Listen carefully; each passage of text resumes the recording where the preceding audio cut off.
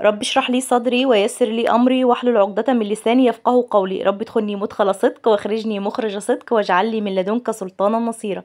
ازيكم حبايبي؟ عاملين ايه؟ يا رب تكونوا بخير. النهارده بقى هنعمل وصفة حلوة قوي مع بعض. هنعمل الحواوشي الاسكندراني كده بطريقة حلوة وسهلة وعجينة، بصوا جميلة جدا، ومش هنسيب فيه اي حاجة غير ما نقولها مع بعض، بحيث ان انت تعمليه لو انت بتعمليه لاول مرة ان شاء الله يطلع معاكي اجمل مرة. اول حاجة كده زي ما انتم شايفين هنسمي الله، وهنا انا هستخدم بقى العجان. وعايزه اقول لكم بقى باركولي، انا لسه جايبه العجان ده جديد، اول استخدامي ليه عملت فيه الوصفه دي. كنت مبسوطه جدا من النتيجه بتاعته، حلو قوي. هقول لكم التفاصيل واحنا شغالين كده وايه رايي في العجان لما استخدمته. طبعا انا مصوره الوصفه دي من اسبوع او 10 ايام، قبل ما استخدمته في كذا حاجه عشان اقدر ان انا اقول لكم رايي فيه. اول حاجه كده زي ما احنا شايفين مع بعض، دخلت حوالي 2 كيلو الا ربع من الدقيق. طبعا هو بياخد اكتر من كده شويه، بس انا يعني ما حبيتش ان انا اتقل عليه في اول مره، بحيث ان انا اعرف هو يعني بيستخدم ازاي، او ان هو يشيل معايا دقيق قد ايه او عجين قد ايه. حطيت كده الدقيق بتاعي ونخلته كويس قوي. بعد كده حطيت معلقه كبيره من السكر، حطيت كيسين من الخميره، حطيت 3 معالق من الزيت، وحطيت معلقتين من اللبن البودره. واللبن البودره ده اختياري. العجينه بتاعتي مش هحط فيها لا زبادي ولا احط فيها رايب ولا احط فيها لبن ولا اي حاجه بالميه. وطبعا الميه هنا انا معايا حوالي 3 كوبايات من الميه. ممكن العجينه بتاعتي تاخد معايا كوبايتين ونص، تاخد معايا 3، ازيد اقل حسب نوع الدقيق زي ما احنا متفقين. مفيش معيار معين للميه، لان في دقيق عندي بيشرب، في دقيق لا ما بيشربش. لو انت متعوده على نوع دقيق معين ممكن تجيبيه المره دي وتقولي ده خد معايا كميه ميه اكتر من المره اللي قبلها، ممكن ياخد معاكي ميه قليله. ده بيرجع زي ما قلت لك لنوع الدقيق. حطينا كده في العجان، وحطينا بقى الهلب ده اللي هو للعجين. وبعد كده ابتديت ان انا ازود الميه بتاعتي شويه بشويه، وشايفين بقى بيعجن بصراحه مريح جدا. نتيجته كانت حلوه قوي، ريحني في يعني من ان انا اعجن على ايدي. طبعا سهل عليا الدنيا، كنت على طول مفيش في دقايق كده كنت عجنت، والدنيا كانت زي الفل حواليا بقى، مفيش بقى بهدله الدقيق ولا الكلام من ده. طبعا لو انت ما عندكيش عجان انسي الكلام اللي بقوله على العجان ده خالص. طبعا انا مبسوطه بيه وفرحانه، فعندي بصوا بقى ايه، لهفه او يعني عايزه اقول لكم ايه، ان انا مبسوطه يعني حلاوه البدايات زي ما بيقولوا. فانا لا، انا لو انت ما عندكيش عجان طبعا تقدري تعملي الخطوه دي على ايدك بمنتهى البساطه. تحطي الدقيق وعليه المكونات اللي احنا قلناها مع بعض، وبعد كده تزودي الميه بتاعتك وتقعدي في الارض براحتك وتعجنيه بمنتهى السهوله. اهم حاجه تعجنيه شويه. شايفين العجينه عامله ازاي؟ احنا عايزين عجينه مش طريه قوي ومش قاسيه قوي، يعني العجينه تكون في ايديكي طريه كده. هناخدها مع بعض. انا عجنتها عجنتين كده على الرخامه، كمان اتاكدت ان كل حاجه داخله فيها وتمام. وبعد كده هحطها في البوله بتاعتي، بس هديه مسحه من الزيت كده وهغطي عليها لحد ما تخمر معايا. طبعا احنا في الجو دلوقتي درجه الحراره معديه، يعني الحمد لله، ربنا يعني كده يحفظنا يا رب ويجينا من عذاب النار، الجو فظيع. فما عايزه اقول لكم ما خدتش معايا ربع ساعه وكانت خمرت على الاخر. هنركنها على جنب كده ونشوف بعد كده نجهز مع بعض الخلطه بتاعتنا بقى او الحشوه بتاعتنا. انا هنا معايا في الكبه معايا حوالي كده 3 4 بصلات. انا هعمل كيلو من اللحمه. كيلو من اللحمه ده بياخد معايا حوالي كده 4 بصلات، يعني حجم وسط او كبيره شويه مش صغيرين. بعد كده عايزه تحط لهم بقى فلفل اخضر، تمام. انا حطيت فلفل اخضر، حطيت كمان كان عندي في يعني حته كده من الفلفل الاحمر الالوان. بصراحه بيبقى الفلفل مسكر وحلو، وكمان اللون الاحمر بيدي للخلطه بتاعتي كده شكل حلو وكمان طعم حلو في نفس الوقت. لو انت بقى عايزه تحب ان انت تحطي الفلفل ده سبايسي حامي، تمام. طبعا انا هو الحاجات دي لما بتكون مشطشطه شويه كده بتدي طعم احلى، بس انا طبعا عشان ولادي ما رضيتش ان انا احط، خفت ان هم يلقوها حاميه ما يرضوش ياكلوها، فطبعا انا ايه عملت حسابهم يعني. هنا هنبتدي نفرم البصل بتاعنا ده كويس جدا. احنا عايزين البصل بتاعنا ده مفروم فرم ناعم جدا. ليه بقى؟ لان هيخش في الخلطه بتاعتنا واحنا مش هنسويها، احنا هنحط اللحمه نيه في قلب العيش.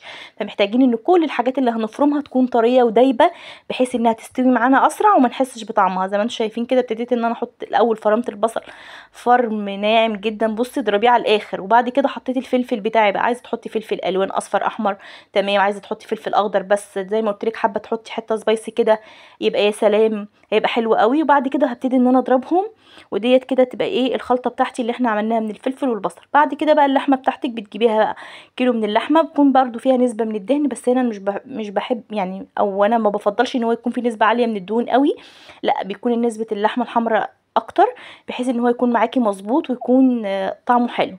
هنبتدي بقى نضيف هنا اللحمه بتاعتنا، هنقلها كده ببوله معاكم زي ما انتم شايفين عشان تشوفوا معايا الخلطه وجمالها بقى وريحتها. وبصوا بقى بنضربها ما بتنزلش معانا اي ميه ولا اي حاجه. طب افرضي ان انت ضربتيها والفلفل بتاعك لو انت زودتيه شويه بينزل معانا ميه، ممكن يعني نحل الموضوع ده ازاي؟ ممكن نضيف معلقتين بقسماط او معلقه من النشا او الدقيق، يعني هتشرب معانا في قلب الخلطه كده.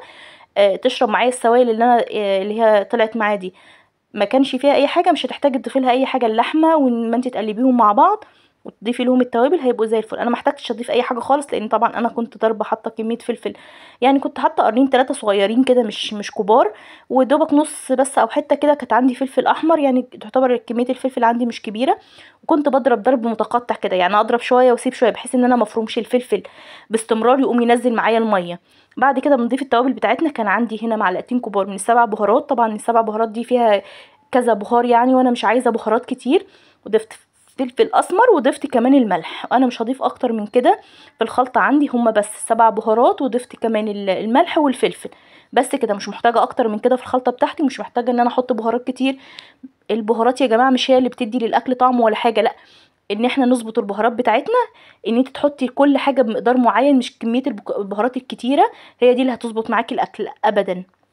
شايفين شكل الخلطه بتاعتنا؟ طبعا الكاميرا تقريبا بتبقى ظلماها خالص، بتبقى مغيره شكلها، بس كان شكلها حلو جدا زي ما انتم شايفين، ما كانش فيها ميه. هنحطها بقى في التلاجة لحد ما العجينه بتاعتي كانت خمرت زي ما انتم شايفين. ملت البوله عندي وخمرت حلو جدا، العجينه كانت جميله، والعجان بصراحه كان خادمها اكتر. يعني كل ما بتعجني المعجنات او العجين كتير بتشغلي فيه ماده الجلوتين بتاعته بيطلع معاكي انعم واطرى، وبتشتغلي بص فيه بتحسي ان هو ملبن في ايديكي. انا طبعا هشتغل على دقيق، مش هعمل بزيت، مش هفرد على زيت. ابتديت ارش على الرخامه بتاعتي كده، وسعت لنفسي طبعا بحيث ان انا اقطع الكميه العجين اللي معايا كلها. هعمل بقى طبعا منها الرغيف الكبير الرغيف الصغير حسب ما انت عايزه. الاول هقطعهم الاول كلهم كده جنبي على الرخامه، وبعد كده هغطيهم طبعا علشان وشهم ما ينشفش معاكي، بفوطه بقى، بكيس تلاجة، اهم حاجه باي حاجه عندك، بس اهم حاجه ان انت تغطيهم، لانك لو ما غطيتيش العجين بتاعك هيعمل قشره من على الوش كده، ولما تيجي تفرديه القشره دي هتقطع وهتخلي شكل العجينه عندك مش حلو، وهتبقى مش لما تدخل الفرن وهيبقى مش احسن حاجه. انا بقى طبعا هخلص كل الكميه اللي معايا دي كلها حسب بقى اللي انا حسب عدد الرغيفه اللي انا هعملها. طبعا يعملوا معايا كميه كويسه لان 2 كيلو دقيق ما شاء الله كتير. انا حبيت بقى ان احنا نعمله يبقى مثلا نتغدى ونتعشى بيه، ويبقى كمان يعني ايه، انا كمان ارتحت من العشاء، ما يبقاش بس غدا بس. ابتديت اغطيه زي ما انتم شايفين. الكميه اللي انا مش هشتغل فيها دلوقتي غطيتها، واللي انا هبتدي بيهم خليتهم كده هبتدي اشتغل فيهم. وجهزت الصواني بتاعتي طبعا ومسحتها بمسحه من الزيت، وابتديت ان انا اجهزهم جنب مني. وانت واقفه رتبي شغلك كده عشان انت هتبتدي تفردي العيش عندك، يكون الصينيه جاهزه تقومي حاطه فيها العيش على طول. وبعد ما تخلصي بقى الشغل في الحواوشي عندك تبتدي تشغلي الفرن بتاعك وتبتدي تسويه، وهنتكلم مع بعض نشوف هنسويه ازاي بحيث انه يطلع معانا تسويه مظبوطه، لان اللحمه احنا حاطينها في قلب العجين نيه. اول حاجه كده ابتديت ان انا ارش رشه دقيق، وابتديت بقى بالنشابه بتاعتي ابتديت ان انا افرد العجينه بتاعتي. عايزه اقولك ان انت لما تيجي تفردي من جوه لبره، احنا عايزين يبقى القلب من النص كده ما يكونش رقيق قوي، بحيث ان هو لما تحطي فيه الحشوه يعني تستحمله، لان طبعا الحشوه لما تدخل الفرن هتنزل شويه من السوائل، فيكون العجينه تستحمل ما تتفتحش منك او تتهري. وبعدين بقى انت بتفردي من الاطراف كده بحيث انها تبقى من الاطراف السمك بتاعها حلو وما يكونش تخين قوي. ببتدي كده الفها، وكل ما بحتاج ان انا ارش لها رشه دقيق وابتدي افرد من زي ما انتم شايفين كده، بفرد من جوه لبره بحيث ان انا عايزه الاطراف بتاعتي تكون رفيعه ما يكونش سميكه، وفي نفس الوقت يكون زي ما قلت لكم من قلب العيش من جوه يكون سميك بحيث ان هو يستحمل معايا الحشوه. ده اول رغيف فردته كده زي ما انتم شايفين. بعد كده بقى ببتدي انفض اي دقيق زياده موجود معايا، وبعد كده بقى بجيب الحشوه بتاعتي اللي احنا عملناها مع بعض. بكون خارجاها برضو من التلاجة، لان التلاجة بتحافظ ان هي السقعيه دي بتحافظ ان هي تتمسك، بتبقى مش سايله في ايدك، او عادي ممكن تشتغلي بيها على طول. بس انا كان الجو فعلا يوميها كان حر جدا، فابتديت ان انا لما خلصتها حطيتها في التلاجة، مش في الفريزر، في التلاجة على الرف لحد ما ظبطت الدنيا، وابتديت اقطع العجين وابتديت افرد فيه. وبعد كده طلعتها جنب مني واشتغلت فيها زي ما انتم شايفين. انا هعمل هنا اللي هو ايه، نص رغيف كده او يعني ما يكونش الرغيف الكامل. انا هعمله كده وهعمله كده بحيث ان ولادي يمسكوا مثلا الشقه دي على بعضها تتاكل ما يفوتش منها حاجه، وفي نفس الوقت بيبقى شكلها حلو. يعني نوع من انواع التغيير في الشكل مش اكتر. عايز تعمليهم كلهم رغيفه على بعض كده، هنعمل مع بعض برضو الرغيف اللي هو بيبقى طبقتين فوق بعض، وهنشوف هنعمل مع بعض وش بيتزا. يعني هنطلع من العجينه بتاعتنا ديت كذا نوع، يعني كذا شكل، مش كذا نوع بقى، كذا شكل من الحواوشي. ابتديت ان انا اطبقها والفها زي ما انتم شايفين كده، وابتديت ان انا اضغط عليها علشان لما اسيبها تبتدي تختمر، ولما تختمر معاكي ما ينفعش هتضغطي عليها تاني. فانا دلوقتي بفرد ان انا افرد اللحمه فيها، وبحط طبقه كويسه كده من اللحمه، ما تخليهاش سميكه، تبقى طبقه رفيعه كده بحيث انها تخش الفرن. لان خلينا ناخد بالنا ان اللحمه بتاعتنا محطوطه نيه مش مستويه ابدا، فلازم تكون الطبقه رفيعه علشان لما تدخل الفرن تستوي معانا وتبقى طعمها حلو. بعد كده ابتديت ان انا اجيب الرغيف اللي بعد كده، حطيت بقى طبعا الرغيف بتاعنا ده في قلب الصينيه اللي احنا دهنينها بمسحه من الزيت. بعد كده ببتدي ان انا ممكن اخده على ايدي، مش لازم كمان نشابه، بقى ابتدي افرد كده واخد ارقه على ايدي كده، بترقي معايا اسرع واسهل. انا دايما بحب ان انا اشتغل بايديا، يعني انا مش بحب دايما اشتغل بالنشابه او بفرده، لا انا بفرد بس الاول كده ممكن بالنشابه، وبعد كده ابتدي ان انا اتعامل بايدي، يعني اريحه على ايدي كده او افرده هيتفرد معايا اسرع. زي ما انتم شايفين حطيت اللحمه بتاعتي، وابتديت ان انا اضغط عليها بحيث انها تكون طبقه رقيقه، وبحيث ان العيش عندي ما يطلعش العيش عندك سميك وكميه اللحمه قليله. لما بتعملي الحركه دي بتساوي كل العجينه مع بعض. وابتديت ان انا اتنيه بالشكل اللي انتوا شايفينه ده. واهم حاجه تتاكدي ان هو ان التانيه بتاعتك دي مقفوله، والا لو دخل معاكي الفرن بعد ما يخش الفرن ويبتدي يخمر ويرتفع ممكن تفكي معاك. انا بالشوكه زي ما انتوا شايفين كده باكد كمان عليكي ان انت ممكن تقفليها بالشوكه كده، تتاكدي ان العجينه بتاعتك مش هتفتح، وبرصها مع بعض كده في الصينيه. بعد كده ببتدي اجيب العجينه بتاعتي التانية وبتشتغلي كل الكميه اللي عندك، ما بياخدش معاكي وقت ابدا، وسهل وبسيط وتغيير للاكل. كلنا بنبقى محتارين قايمين الصبح بقى واحنا بنفطر، يمكن قبل ما بنجهز الفطار بنقول هنتغدى ايه، اعمل لكم غدا ايه. انا عن نفسي كل يوم اسال ولادي اعمل لكم اكل ايه اللي تعمليه، بحتار بقى جدا. وان انا عملت حاجه من ذوقي انا ومن اختياري انا، لا مش هناكل كذا، احنا عايزين ناكل كذا. طب ما انا سالتكم. لا حول ولا قوه الا بالله، ربنا يهديهم يا رب. بعد كده بقى ببتدي ان انا افرد العجينه عندي الاول كلها عشان اريح. يعني الاول حبيت ان انا وقلت اما اصور معاكم دي ما كنتش هصور المقطع ده، بس قلت ليه ممكن برضو اعرفك ان انت ممكن وانت واقفه كده تفردي رغيف واتنين تسيبيه يريح جنب منك، وبعدين تحطي فيهم اللحمه وتحطيهم في الصينيه. على انت اللي عامله مثلا نص كيلو دقيق او كيلو دقيق على قدك انت وجوزك بس وما فيش اولاد، او مثلا معاكي بيبي صغير، او يعني محتاجه بس ان انت تعملي نص كيلو من الدقيق، هتعملي نص كيلو من الدقيق عادي، هيفرد معاكي مثلا حوالي رغيفين 3 حسب الحجم اللي انت عايزاه ده. وممكن يتعمل رغيف واحد لو انت عايزاه كبير. الحجم ده انت اللي بتتحكمي فيه بايدك يعني. بعد كده ببتدي افرد زي ما انتم شايفين، وابتدي في الاخر بقى اقفل بقى ايه. هنا هعمل اللي هو الرغيف على بعضه. انا هنا ما حبيتش ان حجم الحواوشي عندي يكون كبير قوي زي ما قلت لكم، عشان انا مش عايزه يتبقى مني حاجه او يتهدر مني حاجه والاخر تترمي. لا انا عملتها تكون ايه، يعني يعتبر حجم وسط، لا صغير قوي ولا كبير قوي. ابتديت اخد كده زي ما انتم شايفين اول طبقه من العجين فردتها وحطيت في قلبها الحشوه، وحطيت عليها طبقه تانية، وبحاول اخلي الطبقتين قد بعض. يعني ما ينفعش اعمل طبقه كبيره قوي احطها من تحت وبعدين اعمل دايره كبيره او صغيره من فوق، لا حاولي تخليهم الاتنين قد بعض، بحيث ان انت لما تقفليهم على بعض وتبتدي تضغطي عليهم تفرديهم الاتنين يطلع العيش بتاع الحواوشي ما يكونش مليان قوي، او ما يكونش كله بس عيش واللحمه تتوه في قلبي، فاهمين قصدي. بعد كده ببتدي اتني عليه، وزي ما انتم شايفين بتاكد كويس قوي بايديا كده ان انا قفلت كويس الاطراف بتاعته. وبعد كده بديله ضغطه بسيطه وبخليه عندي بقى في الصينيه، واعمل كذا واحد بنفس الشكل ده. عايزه اقول لكم ان العجان حلو جدا، اللي بيفكر يجيب عجان ومتردد مثلا، لا بجد من الحاجات الحلوه اللي فعلا العجن بتاعه مختلف على عجن الايد. يعني هو بيدي برضو نفس النتيجه، بس عايزه اقول لكم ان هو اسهل واريح كتير قوي.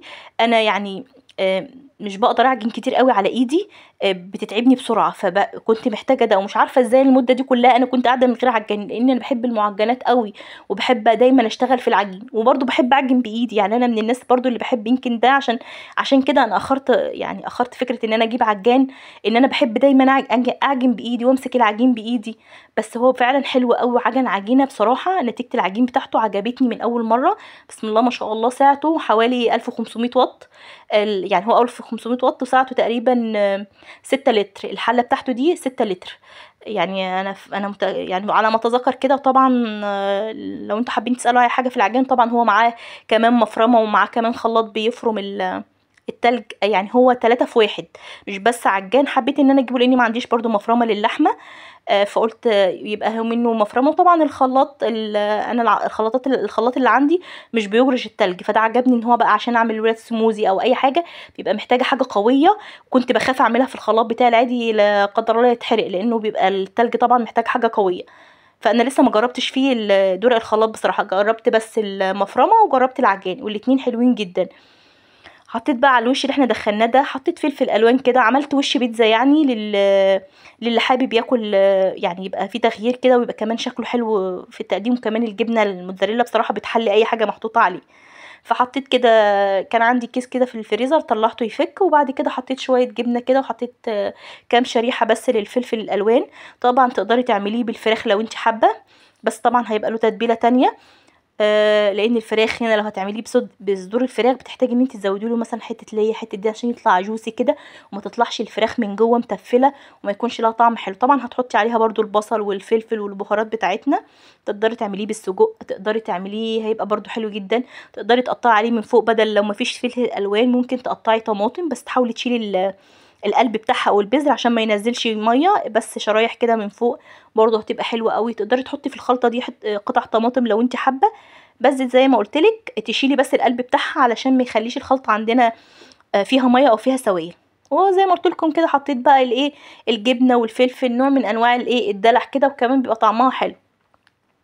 كده بجهز كل حاجه عندي، وابتديت ان انا اشغل الفرن بقى في الوقت ده كده، علشان اللي فاضل عندي كميه بسيطه. فشغلت الفرن عندي من تحت، خليته على اعلى حاجه، وبعد كده ابتديت احط واشغل الشوايه وهديها.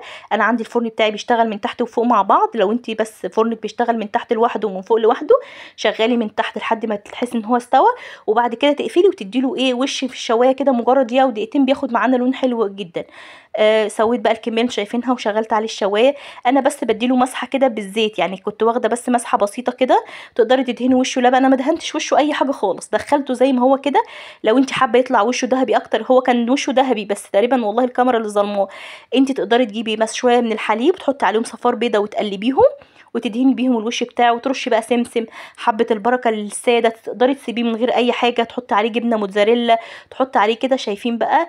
بصوا كان طعمه وريحته بجد خيال حلو جدا. شايفين انا كنت استويت من الحر بصراحة في المطبخ، بس كانت اكلة حلوة وجميلة وتغيير.